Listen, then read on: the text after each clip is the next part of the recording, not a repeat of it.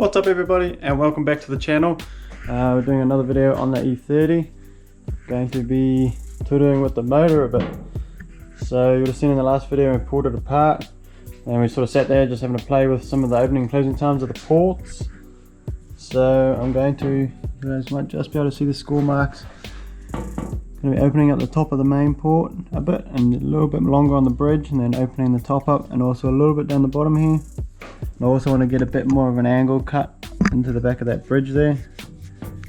So just going to set up at the moment in between working on the car and burning off a heap of rubbish. The fire ban's just been lifted around here, so get rid of a heap of rubbish and clean up outside.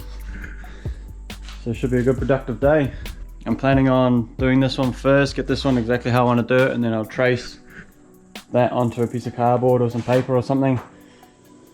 Template it off these bolt holes and then just swap it over onto all the other plates and just replicate it theoretically.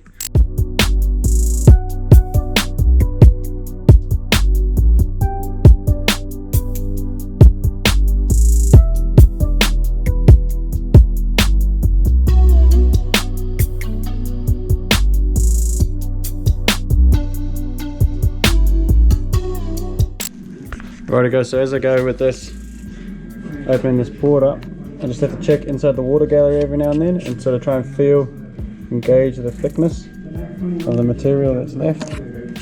Because obviously if you grind back in here too much, you actually open it up into the water jacket. So just got to be careful, open it up as much as I can, but obviously not go through or not make it too thin. And then I'll try and open this bridge up a bit more afterwards as well, but we'll get this mostly shaped up and then get the grinding stone and smooth it all out a bit. It actually feels like it's going pretty well. I guess we'll see if it works or not.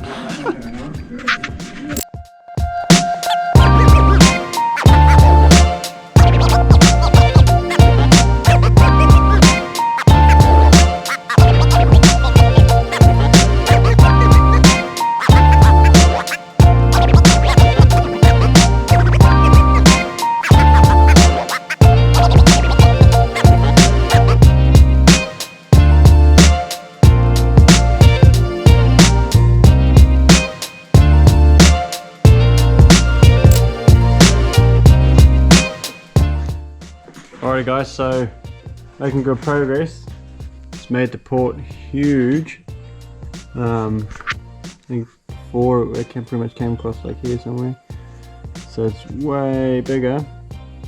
I've cleaned out here, gave this a bit more of an angle cut in this side here. Sort of, I don't know if you'll be able to see it.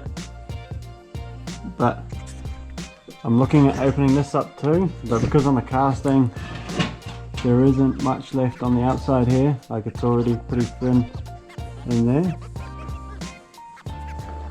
And this water jacket stops up here, so it's probably roughly about, yeah, that water jacket. I'm wondering whether to go between that water jacket and that bolt hole, which is about here, is diving quite far in. Just because of that bigger surface area there, obviously that needs the air to be able to get there, and this is obviously going to be the main restriction. And to keep the air flow going, obviously I don't want it too big, which might be too late anyway for airspeed. We'll soon find out. But I'm wondering whether I can open this out probably about like that. And then it's a bit weird little dog leg shape in the top here, and I'll have to sort of try and keep it straight in there to then dive all this out all the way back. Whether that'll work or not, I don't know. It's the main way I can see to get more air in there, because even I can probably go up a little bit more as well. I might maybe look, judging off that water jacket, I could probably go up a bit taller, maybe there somewhere, which I suppose is actually a pretty large percentage as well of the area. If we can open that up all the way back to that height and then with a bit of a weird looking shape in here, but I suppose you can see if it works. This whole thing's a bit of trial and error and learning for me, so I'll do that and then I'll know.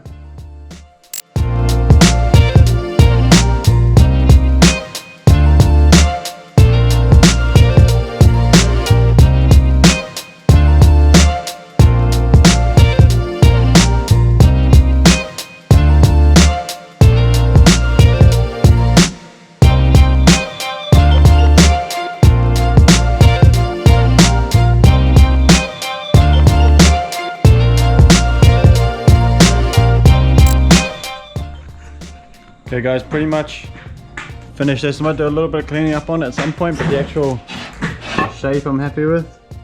As you can see, it's pretty big. I just colored around it with a vivid so you can see the lines a bit easier. So it is a pretty big port, 12A.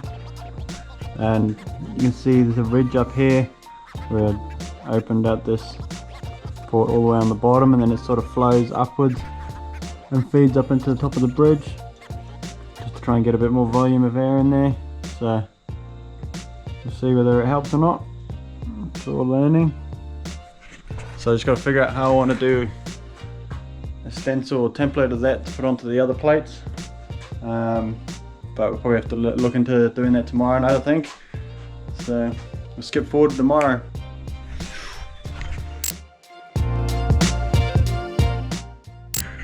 Alrighty guys, so we're back about a week later. And during the week I ended up having a bit more of a deliberation and changing the shape up here a bit. I just wasn't quite following that oil seal line, so I just reshaped that a bit prettier and also gone a bit bigger in here. But also while I was doing a heap of thinking, because I don't want to lose all my airspeed, I probably won't be going that big with my center plate ports. I'll just be doing my side plates this big, and then with my center plate ports just give them a bit more of a spruce up and a bit of a clean up, get a bit more flow going, but not as extreme as those big behemoths. Just I don't want to lose too much airspeed and then it just ends up being a boggy pig, because it is only a 12A as well, so it's definitely a pretty big port for a 12A. But what I've done is made up this polycarbonate template that bolts on through those 3 holes, just so I can replicate it over onto my other end plate, the rear plate. I've actually still got the original. This is the port pattern I did last time. That's the old port pattern. That's sitting better there. So pretty much like that. So I've got all that space there, a little bit down here, and that's also longer, as well as a lot taken out in the 3rd dimension, like depth wise. So I want to try and keep a template of each time I do a port, just so that I've got record, and I might even try and write on them what they did or what they didn't do and what was shit about them. So just going to mark that out onto that other plate and diagram that out. I won't bother time lapsing that because it pretty much looks exactly the same as doing this one. And then we'll catch up after that. Alrighty guys, so with that other rear plate pretty much done, roughly matched out, obviously just marked out as close to the original one that I did as I could. So what I'm going to do now is try and work out the CC of the port, the volume of the port. I've managed to get this plate sitting pretty level on the bench. I'm just going to use these scales, let them turn on.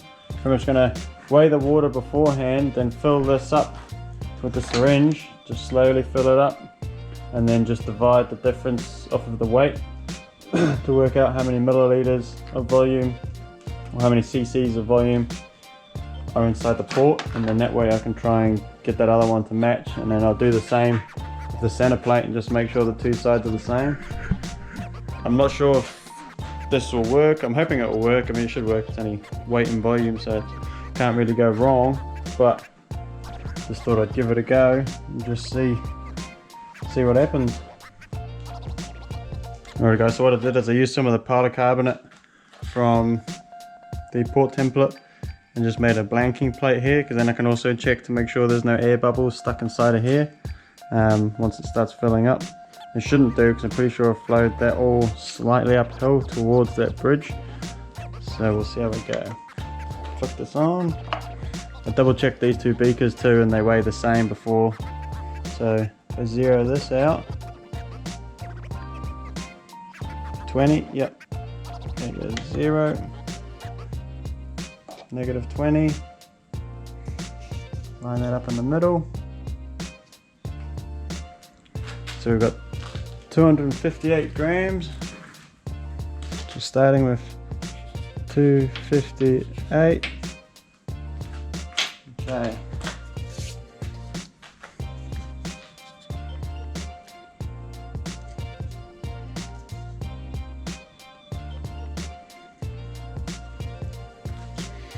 Hopefully this seals too.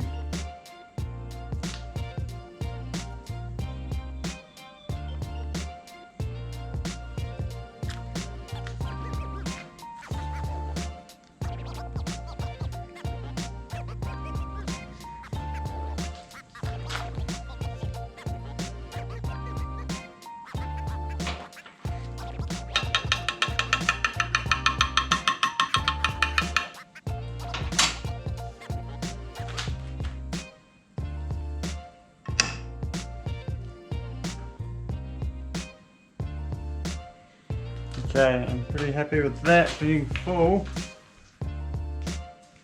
So, because of that fluid friction on the surface, it's actually sitting just a little bit higher than level, but it's sitting nice and even all the way around. Oh shit. Ah. Oh, I'm gonna have to do that again. Oh no, actually. So put that back into there. Zero that. So that's now 209. Actually 188. What's the difference? I'm not very good at maths, so we'll just use a phone. So we've got 258 minus 188 equals 70. So that's 70 milliliters.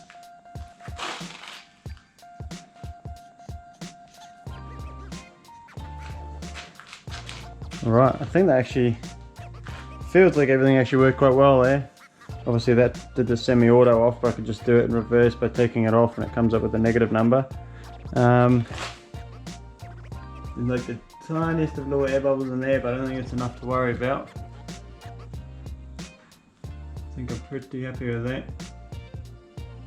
So what I might do is try and set that other plate up, do the same thing and just see what the difference is.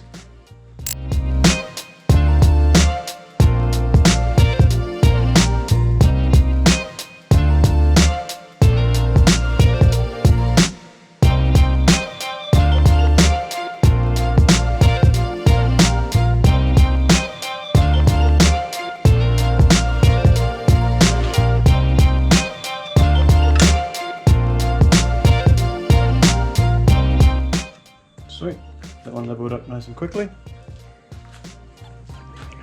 Ready.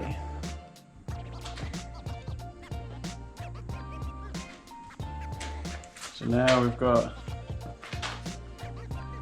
246. Take a good syringe full.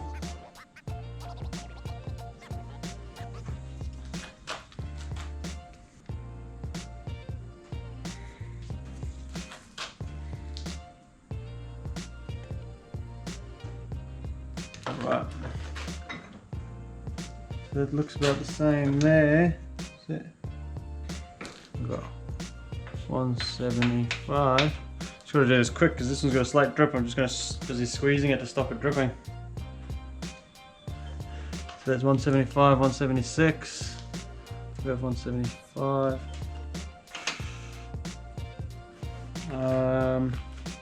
So that leaves a difference of 71. So that's actually really close. Oh well. Might actually leave them then.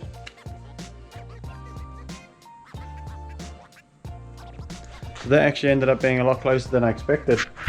So the original one, the first one I done was 70 milliliters. This one worked out to be 71 milliliters, which is pretty close. I actually thought that one might be slightly bigger. It feels like I went deeper in that one, but I must have actually gone slightly deeper in this one on that edge.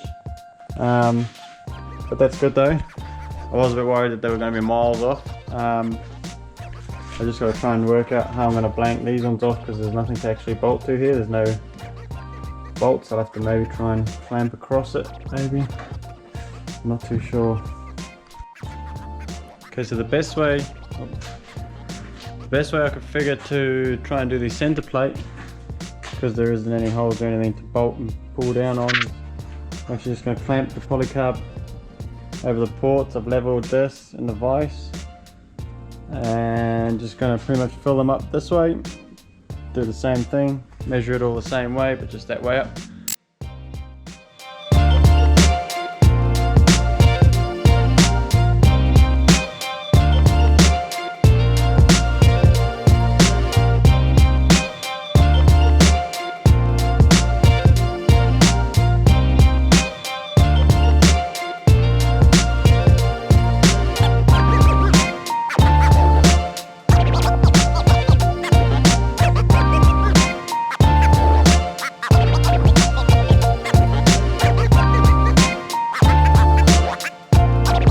Gotta be careful with the surface tension of the water that you don't go too far, because it can bulge way above level. That looks pretty good there. So put that back into there. So 208 down to 165, which gives us 43 cc. Now pretty much flip that to the other side and do the same thing.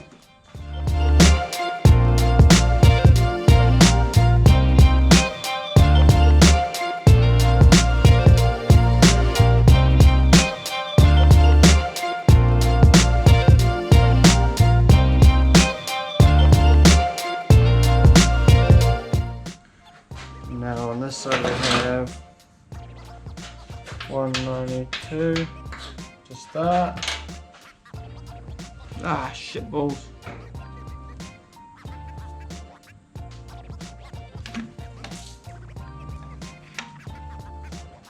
Okay, we'll try that again. We got 172 down to 127.